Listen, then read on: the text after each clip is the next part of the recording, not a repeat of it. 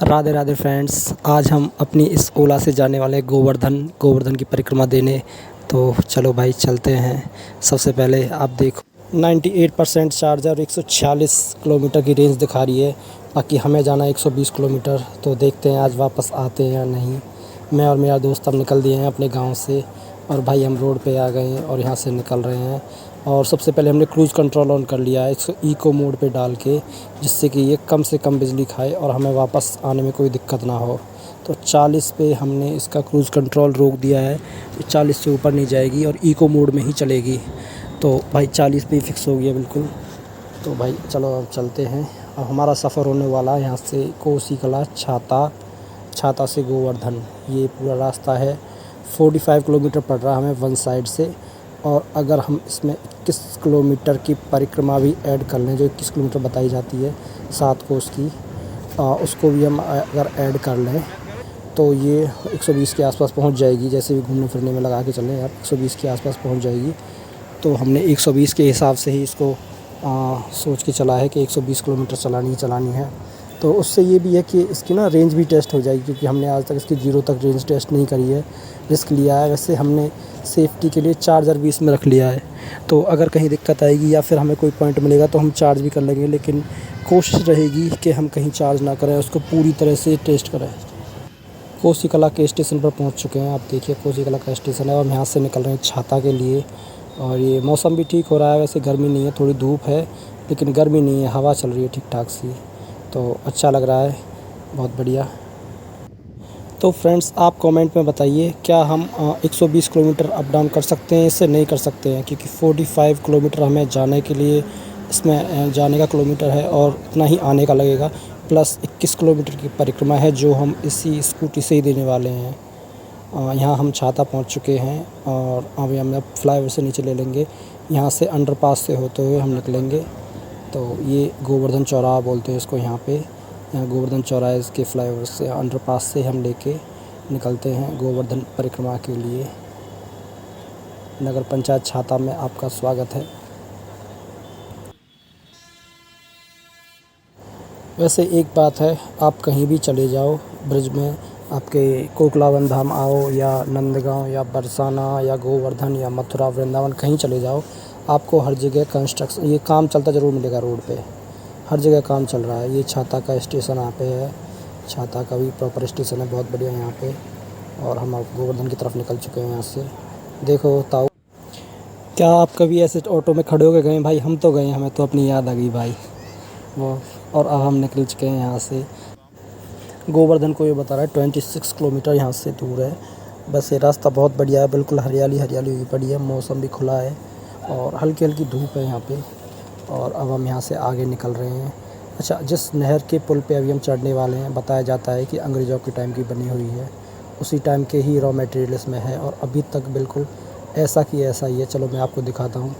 देखो ये वाली जो नहर है, इसको बताया जाता है कि अंग्रेज़ों के टाइम की ही बनी हुई है ये। और इसका जो नीचे वाला बेस का कंस्ट्रक्शन है पहले का ही है अभी। बाकी मौसम बहुत सुहाना हो रहा, रास्ता भी बिल्कुल बहुत बढ़िया है। मैं और अपने दोस्त के साथ बात करते हुए जा रहे हैं, बड़ा मज़ा आ रहा है भाई। आप भी अपनी बिजी ज़िंदगी से कुछ टाइम निकालिए, अपने दोस्तों के साथ घूमिए, बहुत अच्छा लगता है, बड़ी खुशी मिलती है भाई सच में। गोवर्धन मेरा दोस्त बहुत एक्साइटमेंट में है। देखो अभी हम थोड़ी देर के लिए आराम करने के लिए रुके हैं, क्योंकि काफ़ी टाइम में हो गया चलते चलते।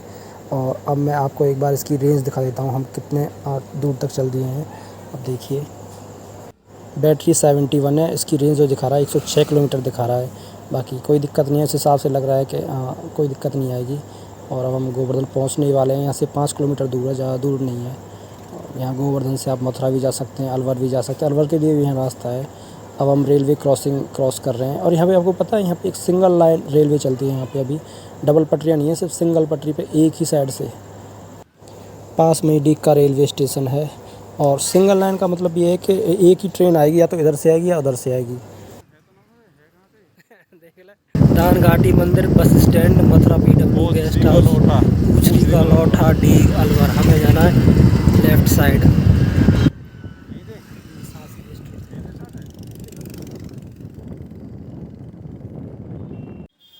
दोस्तों हमने गोवर्धन में प्रवेश कर लिया है। आप देख सकते हैं स्वागत के लिए बहुत बढ़िया यहाँ पे डेकोरेशन की गई है। और अभी गुनिया पूर्णिमा जो मेला है उसके चक्कर में सारी सुविधाएं ये करी गई हैं। पुलिस की व्यवस्था भी बहुत ही बढ़िया है यहाँ पे। और भीड़ भी देख सकते हैं आप, बहुत ज़्यादा भीड़ हो रखी है यहाँ पे। और यहाँ से छोटी परिक्रमा जो यहाँ से प्रारंभ होती है वो यहाँ से होती है। हमें एक पुलिस वाले ने यहाँ पे रोक लिया, बोल रहे हैं अलाउड नहीं है बाइक, लेकिन हमने जैसे तैसे उनसे बोल के अपनी स्कूटी अंदर ले ली। और फिर हम, क्योंकि हम पूरी परिक्रमा हम अपनी ओला से ही देने वाले थे, यही सोच के हम आए थे।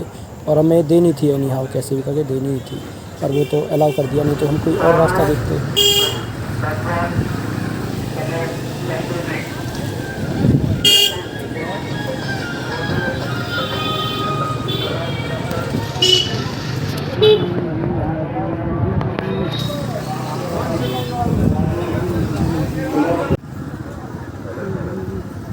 चल चल चल। और पूरी भीड़ देखिए आप, यात्रा में कितनी भीड़ चल रही है यहाँ पे। और अभी तो मेले में 2 दिन बाकी हैं, तो यात्रा में भीड़ बढ़ेगी ही बढ़ेगी, बहुत बढ़ेगी यहाँ पे।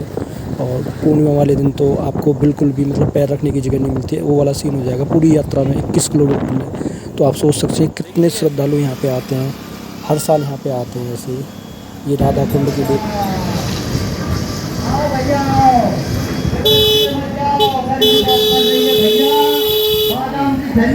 ये बहुत बढ़िया व्यवस्था करी गई है लोकल्स के द्वारा। यहाँ पे बादाम की ठंडाई, ठंडा पानी, भंडारा, सब कुछ की बहुत बढ़िया व्यवस्था है। ये परिक्रमा मार्ग में मंदिर है ठाकुर श्री चैतन्य महाप्रभु का।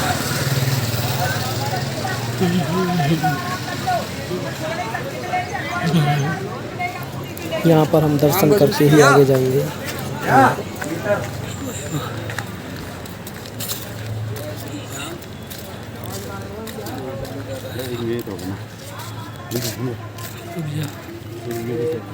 मंदिर के द्वारा ही मंदिर के सामने ही बहुत बढ़िया व्यवस्था कर रखी है सभी श्रद्धालुओं के लिए। ठंडे पानी की व्यवस्था, लोटने बैठने की व्यवस्था, कूलर चल रहे हैं, किसी को गर्मी लगे तो कूलर चल रहे हैं। और पूरी व्यवस्था कर रखी है। बारिश वगैरह भी अगर आ जाती है तो भी उसका पूरा इंतज़ाम कर रखा है यहाँ पे। और भंडारा तो यहाँ पे चलता ही रहता है, आप खाना खाओ, आराम करो, कुछ भी करो सभी श्रद्धालु, क्योंकि पैदल चलते थक जाते हैं, तो ये ज़रूरी भी है कि ब्रजवासियों। ललिता कुंड, अब किसी भी परिक्रमा में ध्यान दीजिएगा, अभी जैसे 84 कोस की परिक्रमा हुई थी, तो वहाँ पे भी सैकड़ों लोगों ने भंडारा या जैसे जो जिस पे जो भी व्यवस्था हुई उस प्रकार से सब कुछ बहुत बढ़िया व्यवस्था कर रखी थी, जो कोई भी श्रद्धालु परेशान ना हो। इवन ब्रज परिक्रमा तो 250 किलोमीटर की होती है, उस 250 किलोमीटर के आसपास होती है। तो रात को सोने की व्यवस्था उनके पास बहुत बढ़िया थी, मतलब कोई कैसी कमी नहीं होती। हमारे ब्रजवासियों इतना प्यार करते हैं इस चीज़ के लिए, तो सेवा में कोई कमी नहीं छोड़ते, कैसी भी कोई भी कमी नहीं छोड़ते हैं।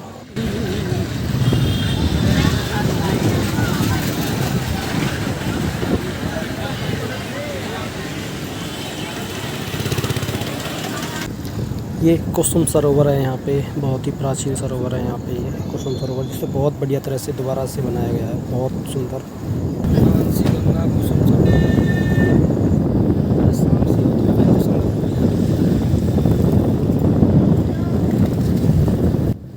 योगी सरकार के कार्य भी सराहनीय है यहाँ पे, क्योंकि देखो हर जगह यहाँ पे पेड़ लगाए गए हैं। यहाँ पे बिल्कुल अलग परिक्रमा के लिए जो पैदल मार्ग परिक्रमा देते हैं उनके लिए अलग से व्यवस्था करी गई है, बिल्कुल साइड में, रोड के साइड में, जिससे ट्रैफिक में कोई दिक्कत ना आए।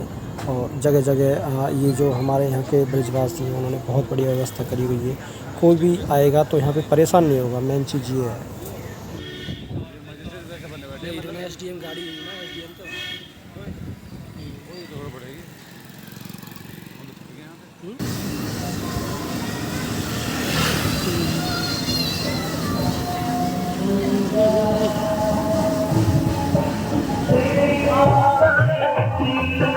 गोवर्धन पर्वत की छोटी परिक्रमा हमने कंप्लीट कर ली है और आधा घंटा हमें यहाँ पे लगा। पहली परिक्रमा समाप्त हो गई है, बड़ी परिक्रमा प्रारंभ। आधे घंटे में हम छोटी परिक्रमा समाप्त करके बड़ी परिक्रमा स्टार्ट कर दी है। हालांकि हमें ये बाद में पता चला था कि पहले बड़ी परिक्रमा देनी होती है, उसके बाद छोटी परिक्रमा देनी होती है। लेकिन अब आगे से ऐसा ध्यान रखेंगे, हमें पता नहीं था इस बारे में। खैर बहुत बढ़िया व्यवस्था करी गई है और प्रशासन भी पूरी शक्ति के साथ यहाँ पे है। धन्यवाद।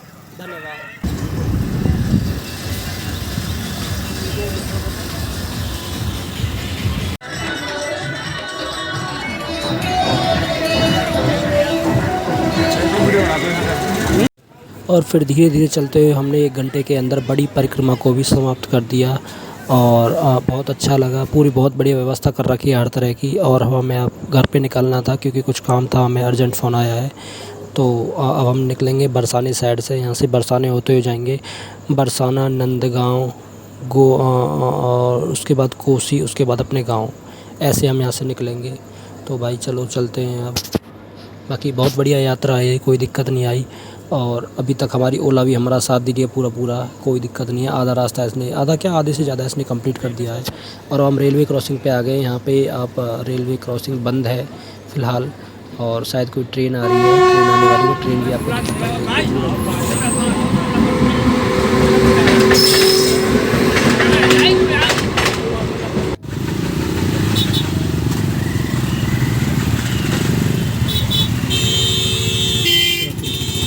बरसानों भी आ जाओ, नंदगांव भी आ जाओ, कोकलावन भी आ जाओ, सब आ जाएंगे यहाँ पे। 44% बैटरी बची है और 65 किलोमीटर की रेंज अभी हमें दिखा रहा है। तो कोई टेंशन वाली बात नहीं है, क्योंकि हमें ज़्यादा दूर नहीं जाना। अब 35 किलोमीटर जाना हमें। अभी इस बाइक यहाँ पे स्लिप हो गई थी, खैर चोट नहीं लगी है इसको। और अब हम बरसाने पहुँच चुके हैं और अब हम आगे की तरफ चलते हैं।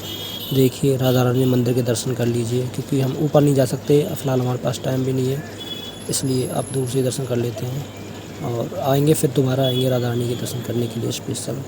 और अपने भाई को थोड़ा सा गर्मी भी पड़ रही है यहाँ पे, तो हमने कोल्ड ड्रिंक ले ली है, कोल्ड ड्रिंक खोल ली है। यहाँ पे कोल्ड ड्रिंक पीने के बाद फिर हम आगे चलते हैं। मारो प्यारो बरसानो। तो अब हम मेरे दोस्त को और मुझे कुछ थोड़ी सी सामान लेना था, शॉपिंग करनी थी, मतलब ऐसे ही कुछ। तो हम अब बरसाने की मार्केट में चलते हैं और देखते हैं, कुछ पसंद आ जाए तो भाई को लेते हैं कुछ यहाँ से, और फिर चलते हैं अपने घर की तरफ। और यहाँ पे ये वाली दुकान पे हम रुके हैं, और यहाँ से माला वगैरह कुछ लेते हैं हम यहाँ से, और उसके बाद चलते हैं। देखिए आप, बहुत सारे टॉयज़ भी रखे हुए हैं, सब बहुत सारा सामान रखा है, लेकिन हमें अपनी माला लेनी, क्योंकि हम थोड़ा जल्दी में हैं अभी, फ़िलहाल हमें जल्दी निकलना है। राधा रानी का दर्शन के बाद अब हम नंदगांव पहुँच चुके हैं। नंदगांव के दर्शन के बाद अब हम कोकलावन धाम शनिदेव महाराज के यहाँ पहुँच चुके हैं। और अब हम यहाँ से फिर कोसी निकलेंगे और अपने गांव के लिए ही सीधा निकलेंगे। यात्रा बहुत बढ़िया रही, ना कोई बारिश मिली, ना कोई और परेशानी। 9% बैटरी बची है और 9 किलोमीटर की ही रेंज दिखा रहा है। हालांकि हमें तो 2 किलोमीटर जाना है, हम ज़्यादा दूर नहीं है अपने घर के, तो कोई दिक्कत नहीं है। बहुत बढ़िया साथ निभाया ओला ने। ये 120 किलोमीटर से क्रॉस ही चलती है, 130 के आसपास चल गई थी। हालांकि ये 145 किलोमीटर दिखा रहा था उस टाइम पे रेंज, जब 98% चार्ज थी स्टार्टिंग में, लेकिन फिर भी इसने बहुत बढ़िया रेंज निकाली है, हमें वापस घर पहुंचा दिया है। उसके बाद भी 6 से 7% इसमें बैटरी बच जाएगी। और अब हम अपने घर पहुँचने वाले हैं, अपने गाँव पहुँच चुके हैं हम। बाकी ओला को इससे ज़्यादा तो आप नहीं ले जा सकते, इतना ही एक्सपेक्ट हम कर सकते हैं कि 120 किलोमीटर ही चल सकती है, उससे ज़्यादा नहीं चल पाएगी। और अगर आप और ज़्यादा दूर जाना चाहते हो तो अपना चार्जर ज़रूर अपने साथ रखें। और अब आप देखिएगा, क्योंकि हम अब घर पहुंच चुके हैं, अब लास्ट। तो फ्रेंड्स, कैसा लगा आपको हमारा ये व्लॉग, आप ज़रूर हमें कमेंट करके बताएं। आगे भी आपको ब्रज की यात्राओं की वीडियो